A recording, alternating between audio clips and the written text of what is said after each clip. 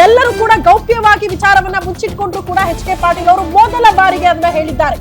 ಇದೇ ಮೊದಲ ಬಾರಿಗೆ ಎಚ್ ಕೆ ಪಾಟೀಲ್ ಅವರು ಬಹಿರಂಗವಾಗಿ ಹೇಳಿದ್ರು ಮುಂದಿನ ಸಿಎಂ ಡಿ ಕೆ ಶಿವಕುಮಾರ್ ಅಂತ. ಬಹಿರಂಗವಾಗಿ ಹೇಳಿಕೆ ಕೊಟ್ಟಿದ್ದಾರೆ ಒಬ್ಬ ಹಿರಿಯ ಸಚಿವ. ಎಚ್ ಕೆ ಪಾಟೀಲ್ ಅವರ ರಿಯಾಕ್ಷನ್ ಈಗ ತಾನೇ ಗಮನಿಸ್ತಾ ಇದ್ರಿ.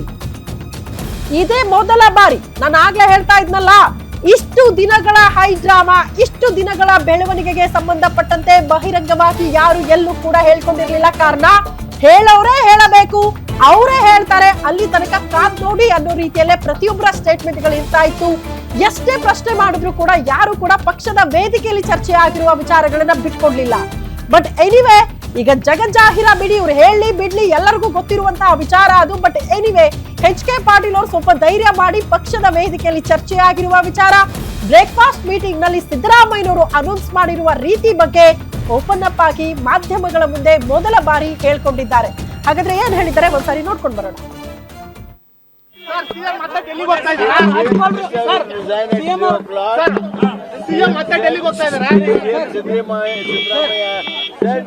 We'll make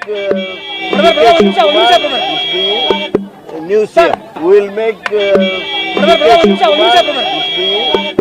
new CM. CM ಮತ್ತೆ ಡೆಲ್ಲಿಗೆ ಹೋಗ್ತಾ ಇದ್ದಾರೆ. CM ಮತ್ತೆ ಡೆಲ್ಲಿಗೆ ಹೋಗ್ತಾ ಇದ್ದಾರೆ. Siddaramaiah said we'll make new CM. We'll make new CM. CM ಮತ್ತೆ ಡೆಲ್ಲಿಗೆ ಹೋಗ್ತಾ ಇದ್ದಾರೆ.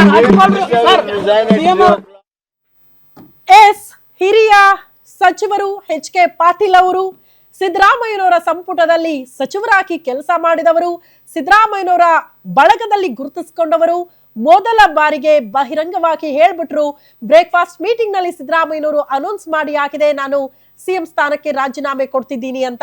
ಅಂಡ್ ಮುಂದಿನ ಸಿಎಂ ಡಿ ಕೆ ಶಿವಕುಮಾರ್ ಅನ್ನುವಂತಹ ವಿಚಾರವನ್ನ ಕೂಡ ಅಧಿಕೃತವಾಗಿ ಕಾಂಗ್ರೆಸ್ನ ಒಬ್ಬ ಹಿರಿಯ ನಾಯಕ, ಹಿರಿಯ ಸಚಿವರು ಈ ರೀತಿ ಹೇಳ್ತಿದ್ದಾರೆ ಅಂದ್ರೆ ಎಲ್ಲವೂ ಕೂಡ ಮುಗಿದು ಹೋಗಿದೆ ಅಂತ, ಒಪ್ಪಂದಗಳು ಆಗ ಹೋಗಿದೆ ಅಂತ, ಒಪ್ಪಂದದಂತೆ ಎಲ್ಲವೂ ಕೂಡ ನಡೀತಾ ಇದೆ ಪಕ್ಷದ ವೇದಿಕೆಯಲ್ಲಿ ಅನ್ನೋದನ್ನ ಬಹಳ ಸ್ಪಷ್ಟವಾಗಿ ಮೊದಲ ಬಾರಿ ಒಬ್ಬ ಹಿರಿಯ ಸಚಿವರು ಅದನ್ನ ಒಪ್ಕೊಳ್ತಿದ್ದಾರೆ ಮಾಧ್ಯಮಗಳ ಮುಂದೆ. ಅದನ್ನೇ ಎಚ್ ಕೆ ಪಾಟೀಲ್ ಅವರು ಹೇಳ್ತಾ ಇರೋದು.